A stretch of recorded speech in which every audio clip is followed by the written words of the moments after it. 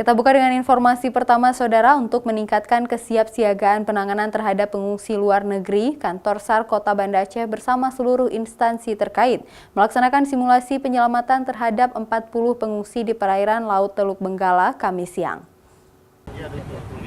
Simulasi penanganan darurat terhadap 40 pengungsi Rohingya karena kapalnya tenggelam di perairan Laut Teluk Benggala dilakukan dengan menurunkan seluruh armada kapal dan silider dari SAR, TNI AL, dan Pol Airut. Evakuasi pengungsi yang sempat tenggelam dilakukan dengan menggunakan Strider dan kapal Pol Airut serta TNI Angkatan Laut.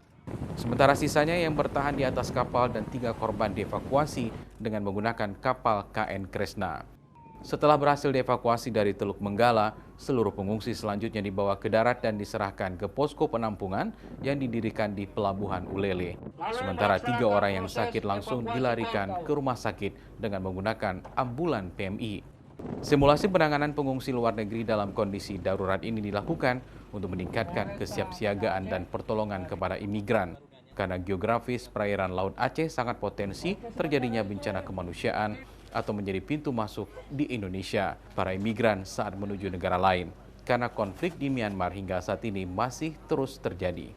Mensinergitas antar instansi terkait dengan Kantor Pencarian Pertolongan Banda Aceh dan sekaligus untuk meningkatkan kesiapsiagaan dari personil Kantor Pencarian Pertolongan Banda Aceh dan mensosialisasikan kegiatan kita kepada masyarakat. Gelar dilaksanakan di wilayah Aceh karena kita wilayah Aceh ini secara geografis cukup potensial untuk menghadapi bencana kemanusiaan, yaitu terkait dengan masalah masuknya pengungsi luar negeri dari wilayah luar Indonesia.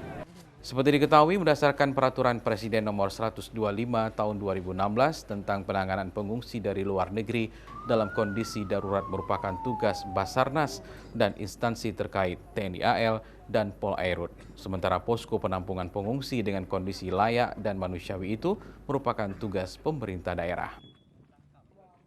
Raja Umar, Kompas TV, Banda Aceh.